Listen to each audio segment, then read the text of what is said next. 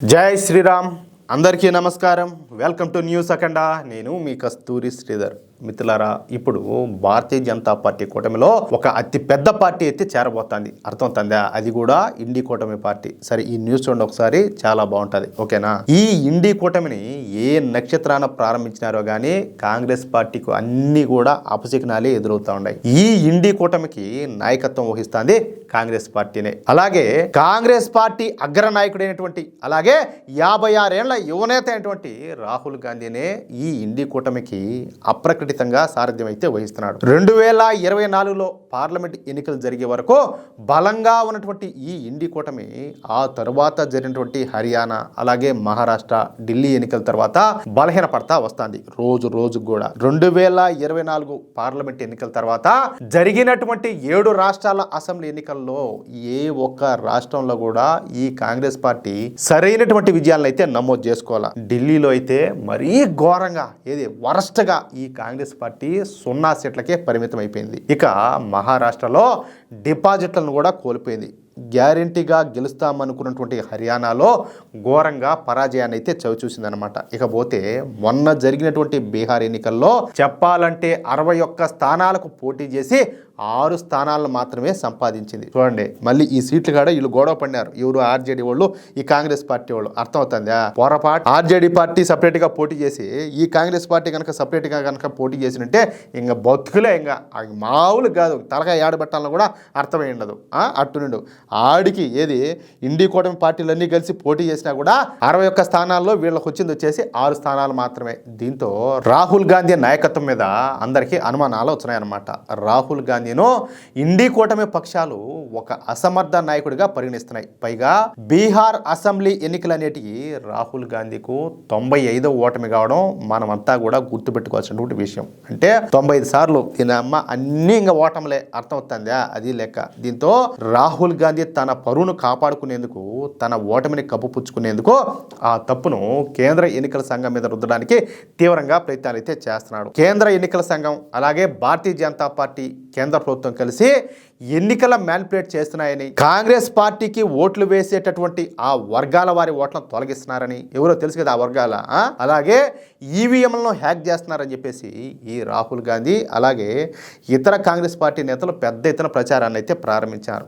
ఈ క్రమంలో మొన్న ఢిల్లీలో కాంగ్రెస్ పార్టీ ఒక భారీ బహిరంగ సభను అయితే నిర్వహించింది. అందులో కేంద్ర ఎన్నికల సంఘాన్ని తప్పుగా చూపిస్తా పెద్ద పెద్ద ప్రసంగాలే చేశారు. నిజంగా ఈవీఎంలను కేంద్ర ప్రభుత్వం అలాగే కేంద్ర ఎన్నికల సంఘం కలిసి ఈ హ్యాక్ చేస్తానని చెప్పేసి ప్రజలను నమ్మించేందుకు నానా తంటాలన్నీ కూడా పడినారు. అయితే కాంగ్రెస్ ఆరోపిస్తున్నటువంటి ఈ ఓట్ల చోరీ అలాగే ఎన్నికల్లో అక్రమాలపైన సీఎం ఒమర్ అబ్దుల్లా మాట్లాడతా, ఈయన జమ్మూ కాశ్మీర్ రాష్ట్రానికి ముఖ్యమంత్రి అనమాట. ఈయన మాట్లాడతా ప్రతి పార్టీ కూడా తమ సొంత అజెండా అనేది ఉంటుంది.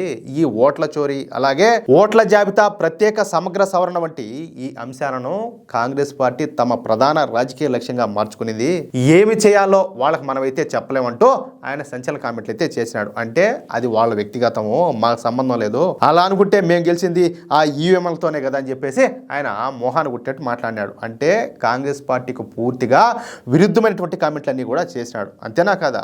విరుద్ధమైన కామెంట్లని కాదు కానీ వాస్తవాలు అయితే మాట్లాడినాడు. దీంతో ఒక్కసారిగా ఈ కాంగ్రెస్ పార్టీ పరువు పోయినట్టు అయిపోయిందనమాట. ఇక ప్రస్తుతం ఈ పార్లమెంట్ సమావేశాలన్నీ కూడా జరుగుతున్నాయి. ఈ పార్లమెంట్ సమావేశాల సందర్భంగా మళ్ళీ కూడా ఈ కాంగ్రెస్ నాయకులు కేంద్రంలోని ఎన్డీఏ సర్కార్తో ఎన్నికల సంఘం కుమ్మక్కైందని, ఈ ఈవీఎంలను హ్యాక్ చేసి ఎన్నికల్లో భారతీయ జనతా పార్టీ కూటమి గెలుస్తుందని పెద్ద ఎత్తున ఆరోపణలు అయితే గుప్పించారనమాట. ఇక్కడ నేను చాలా సార్లు చెప్పిన, వీళ్ళు ఎందుకు ఓడిపోతున్నారో దాని మీద ఆత్మ పరిశీలన చేసుకోకుండా అదిగో కేంద్ర ఎన్నికల సంఘం అట చేస్తుంది, బీజేపీ విధంగా చేస్తుంది, మోడీ అట చేస్తున్నాడు, అవి అట పని చేస్తా, ఇదంతా కూడా చేతరాని మాటలు, చేతగాని కథలు. అటు అనుకుంటే మన తెలంగాణలో జూబ్లీ హిల్స్ ఎలక్షన్స్లో కాంగ్రెస్ పార్టీనే గెలిచింది కూడా ఈఎంఎల్ మీదనే. మరి వాళ్ళు ఎట్ట గెలిచారు? వాళ్ళు ఎట్ట గెలిచారంటాలే.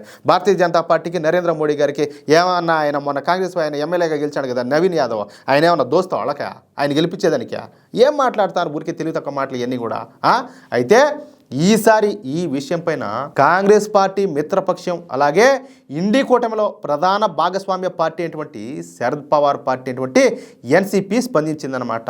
ఇండి కూటమిలోని ఈ ఎన్సీపీ నేత సుప్రియా సూలే సంచలన వ్యాఖ్యలు చేశారు. ప్రతిపక్షాల ఆరోపణలకు విరుద్ధంగా ఈ ఈవీఎంలకు ఆమె మద్దతు అయితే తెలిపినారనమాట.